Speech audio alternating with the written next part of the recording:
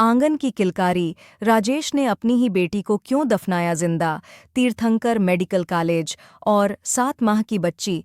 राजेश बेटी के जन्म पर बहुत खुश था। उसकी तबीयत खराब होने पर वह उसे लेकर कई अस्पतालों में भी गया, लेकिन उसी दौरान ऐसी क्या बात हुई कि वह अपनी 6 दिन की बेटी को जिंदा दफनाने को मजबूर हुआ। जनवरी 2014 को मुरादाबाद जिले के गुरेठा गांव में 2 व्यक्ति पहुंचे। उनमें से एक की गोद में एक बच्चा था। वह बोला, तीर्थंकर महावीर मेडिकल कॉलेज में मेरी पत्नी ने एक बेटी को जन्म दिया था। बच्ची मर गई है, अब इसे दफनाना है। दफनाने के लिए हमें फावड़ा चाहिए। हमें श्मशान बता दो, इस बच्ची को हम वहां दफना देंगे। ऐसे दुख में लोग हर तरह से सहयोग करने की कोशिश करते हैं, इसलिए फावड़ा आदि लेकर गांव के कई लोग उन दोनों के साथ गांव के पास ही बहने वाली गांगन नदी की ओर चल दिए। गांव का एक आदमी दुकान से बच्ची के लिए कफन भी खरीद लाया। गांगन नदी के आसपास के गांवों के लोग अपने प्रियजनों का अंतिम संस्कार नदी के किनारे स्थित श्मशान में करते थे, इसलिए वे भी बच्ची को कफन में लपेटकर नदी की तरफ चल दिए। नदी किनारे पहुंचकर गांव के एक आदमी ने बच्ची की लाश को दफनाने के लिए एक गड्ढा भी खोद दिया। वह उसे दफनाने ही वाले थे कि उसी समय बच्ची रोने लगी। बच्ची के रोने की आवाज़ सुनकर गांव वाले चौंक गए, क्योंकि उस बच्ची को तो उन दोनों लोगों ने मरा हुआ बताया था। बच्ची के जीवित होने पर उसके पिता और साथ आए युवक को खुश होना चाहिए था, लेकिन वे घबरा रहे थे। उनके चेहरे देखकर गांव वालों को शक हो गया। वे समझ गए कि कुछ न कुछ गड़बड़ जरूर है, लिहाजा उन्होंने उन दोनों को घेर लिया और हकीकत जानने की कोशिश करने लगे। लेकिन वे यही कहते रहे कि डॉक्टर ने बच्ची को मृत बताया था, इसके बाद ही तो वे उसे दफनाने के लिए आए थे। यह बात गांव वालों के गले नहीं उतर रही थी। शोर शराबा सुनकर आसपास खेतों में काम करने वाले लोग भी वहां पहुंच गए। भीड़ बढ़ती देख वे दोनों वहां से भागने का मौका ढूंढने लगे। लोगों ने उन्हें दबोच लिया और उसी समय पाकबड़ा थाने में फोन कर दिया। सूचना पाकर थाना प्रभारी तेजेंद्र यादव सब इंस्पेक्टर सहदेव सिंह के साथ श्मशान घाट पहुंच गए। उन्होंने दोनों लोगों से पूछताछ की तो एक ने अपना नाम राजेश और दूसरे ने दिनेश बताया। उन्होंने जब बच्ची को देखा तो वह जीवित थी। वह 5-6 दिनों की लग रही थी। पता चला कि वह राजेश की बेटी है और दूसरा युवक उसका साला है। पास में ही तीर्थंकर महावीर मेडिकल कॉलेज था। पुलिस ने उस बच्ची को अविलंब मेडिकल कॉलेज में भर्ती करा दिया, जिससे उसकी जान बच सके। डॉक्टरों ने जब उस बच्ची को देखा तो वे चौंक गए, क्योंकि वह बच्ची वहीं पैदा हुई थी और उसकी माँ उस समय वहीं भर्ती थी। डॉक्टरों ने पुलिस को बताया कि बच्ची को उसका पिता राजेश जीवित अवस्था में ही ले गया था। उसके मरने का तो सवाल ही नहीं है। मामला गंभीर लग रहा था, इसलिए थाना प्रभारी ने यह सूचना नगर पुलिस अधीक्षक महेंद्र यादव को दे दी। उधर डॉक्टरों ने भी बच्ची को आईसीयू में भर्ती कर के इलाज शुरू कर दिया। नगर पुलिस अधीक्षक महेंद्र भी थाना पाकबड़ा पहुंच गए। थाना प्रभारी ने उनके सामने राजेश से जब पूछताछ की तो बच्ची को जिंदा दफन करने की एक चौंकाने वाली कहानी सामने आई। राजेश मूल रूप से उत्तर प्रदेश के बरेली शहर के हाफिजगंज का रहने वाला था। वह मोटर मैकेनिक का काम करता था।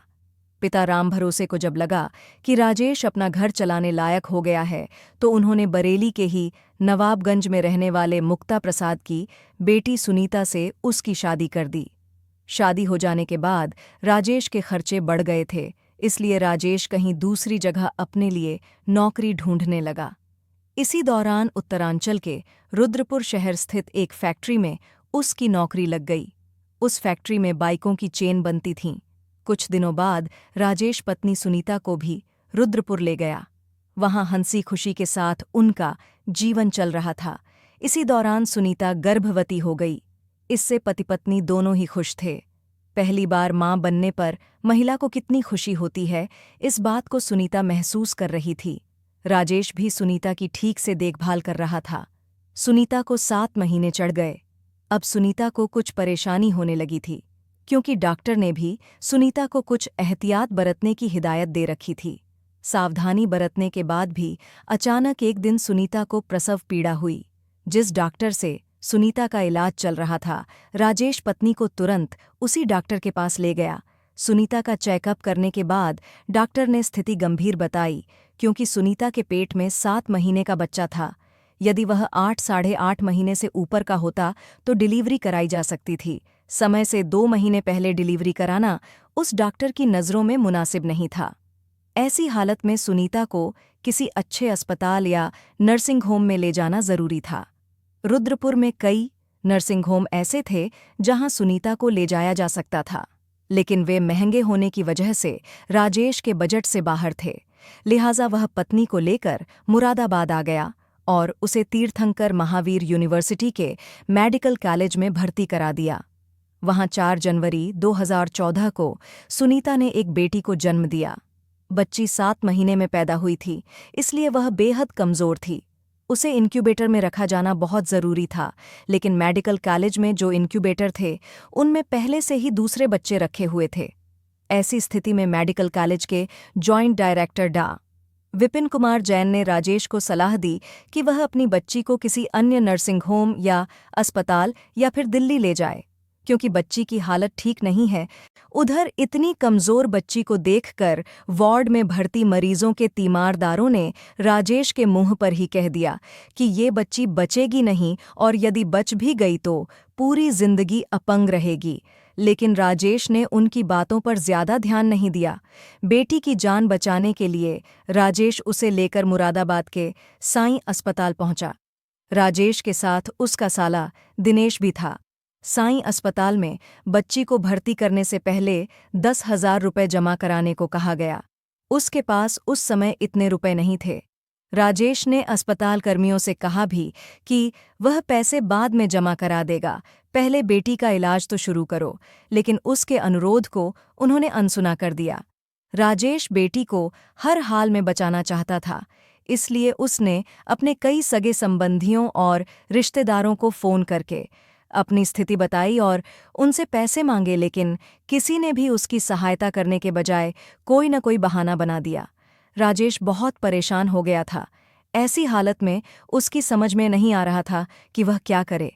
चारों ओर से हताश हो चुके राजेश के कानों में तीमारदारों के शब्द गूंज रहे थे कि बच्ची जिंदा नहीं बचेगी, और अगर बच भी गई तो विकलांग रहेगी। निराशा और हताशा के द्वार से गुजर रहे राजेश ने सोचा कि जब बच्ची पूरी जिंदगी विकलांग रहेगी तो इसकी जान बचाने से क्या फ़ायदा। इससे अच्छा तो यही है कि ये मर जाए। इसके अलावा उसके मन में एक बात यह भी घूम रही थी कि यदि बच्ची नहीं मरी तो वह उसकी वजह से पूरी जिंदगी परेशान रहेगा। लिहाजा उसने बेटी को ख़त्म करने की सोची।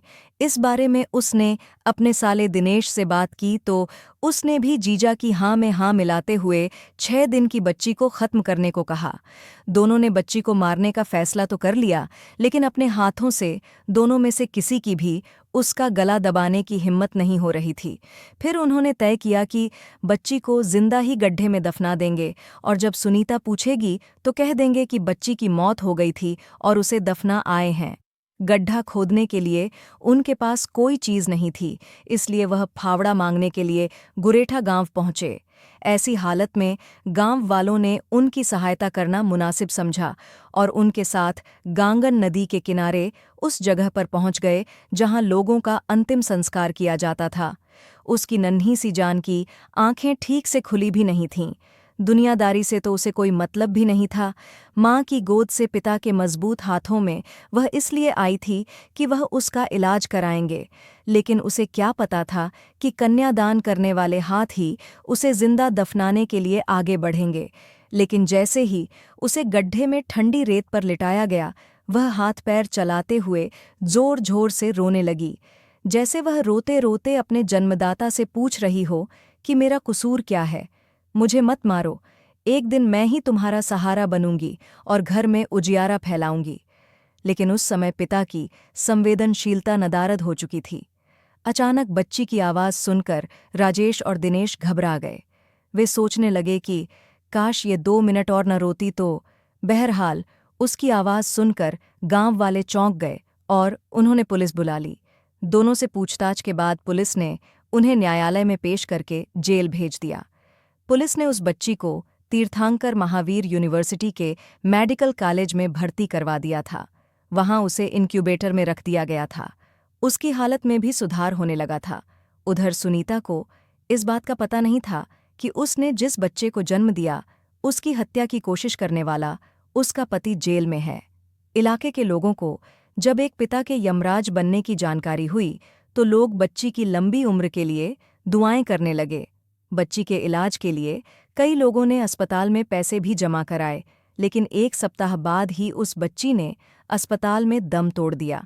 वैसे यहाँ एक बात बताना ज़रूरी है कि राजेश की नीयत बेटी की हत्या करने की नहीं थी, बल्कि वह तो उसकी सुरक्षा के लिए ही मेडिकल कॉलेज लाया था और मेडिकल कॉलेज के डॉक्टर के कहने पर वह बेटी को लेकर कई अस्पतालों में घूमा भी। उसकी मजबूरी यह थी कि इलाज के लिए उसके पास पैसे नहीं थे और जिन संबंधियों और रिश्तेदारों से उसने मदद की गुहार लगाई, उन्होंने भी मुंह मोड़ लिया था, जिससे वह निराश और हताश हो चुका था।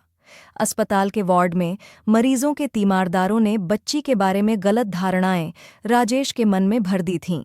इन्हीं धारणाओं ने उसे यमराज बनने के लिए मजबूर किया। इन्हीं बातों ने उसकी संवेदनशीलता को हर लिया था। कहते हैं कि माँ का दूसरा रूप मामा होता है, लेकिन उस समय दिनेश का दिल भी नहीं पसीजा था। वह भी कंस मामा बन गया था। पिता से यमराज बनने के हालात राजेश के सामने चाहे जो भी रहे हों, लेकिन इसमें अकेला वही दोषी नहीं है।